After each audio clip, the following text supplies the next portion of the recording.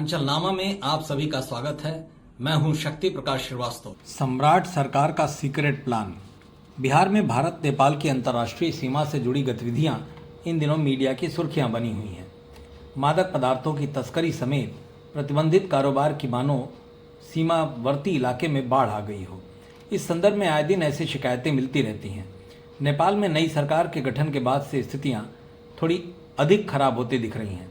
हालात की संवेदनशील स्थिति पर प्रदेश सरकार गंभीरता से नजर बनाए हुए है। इस संदर्भ में सीमा की सुरक्षा और सीमा प्रबंधन को लेकर नवनिर्वाचित मुख्यमंत्री सम्राट चौधरी ने बीते दिनों एक उच्च स्तरीय बैठक भी की है। बैठक में सीमा सुरक्षा, निगरानी व्यवस्था और अवैध गतिविधियों पर रोक को लेकर विस्तार से चर्चा की गई। चर्चा के बाद मुख्यमंत्री ने मौजूद अधिकारियों को हालात को समझते हुए सख्त कदम उठाने को कहा है।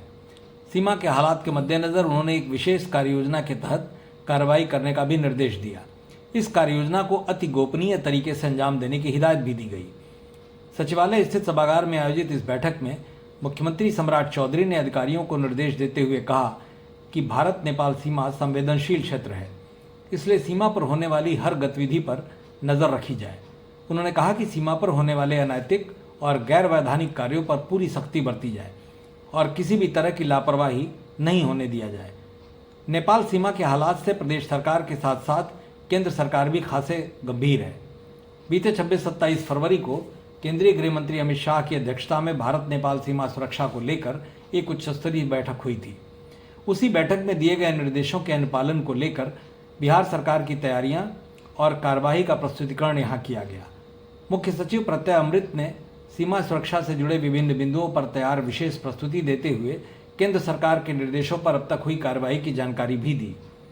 चूंकि बिहार विधानसभा के चुनाव के दौरान भी नेपाल से लगी सीमावर्ती क्षेत्रों में कुछ संदिग्ध गतिविधियों की सूचना मिली थी, ऐसी गतिविधियों पर समय समय पर अपेक्षित कार्रवाइयां भी होती रही हैं। लेकिन इस बार की बैठक में मुख्यमंत्री सम्राट चौधरी ने गंभीरता से अधिकारियों को निर्देश दिया कि सीमा पर निगरानी प्रणाली और सुरक्षा व्यवस्था को और अधिक मजबूत बनाया जाए। उन्होंने कहा कि बेहतर मॉनिटरिंग के लिए नई तकनीक का इस्तेमाल किया जाए ताकि संदिग्ध गतिविधियों पर तुरंत और प्रभावी नजर रखी जा सके। मुख्यमंत्री ने खासतौर पर सीमा क्षेत्र में नशीले पदार्थों की तस्करी, नकली नोटों के कारोबार और अन्य गैरकानूनी गतिविधियों को लेकर अलर्ट रहने का निर्देश दिया। उन्होंने कहा कि सीमा सुरक्षा तंत्र को पूरी तरह मजबूत रखना राज्य और देश की सुरक्षा के लिए बेहद जरूरी है। इस समीक्षा बैठक में केंद्रीय गृह राज्य मंत्री नित्यानंद राय समेत प्रदेश सरकार में सुरक्षा से संबंधित सभी आला अफसर मौजूद रहे। बैठक में सीमा प्रबंधन को प्रभावी बनाने तथा केंद्र सरकार के निर्देशों के बेहतर अनुपालन को लेकर कई अहम बिंदुओं पर चर्चा की गई। साथ ही उनके कठोरता से अनुपालन सुनिश्चित करने की हिदायत भी दी गई। सम्राट सरकार के इस सीक्रेट कार्ययोजना की चर्चा अब चहुओर होने लगी है। सीमावर्ती इलाके में इसके परिणाम पर भी चर्चा हो रही है। मतलब की बात में आज बस इतना ही। कल फिर मुलाकात होगी इसी समय, इसी चैनल पर। तब तक के लिए नमस्कार।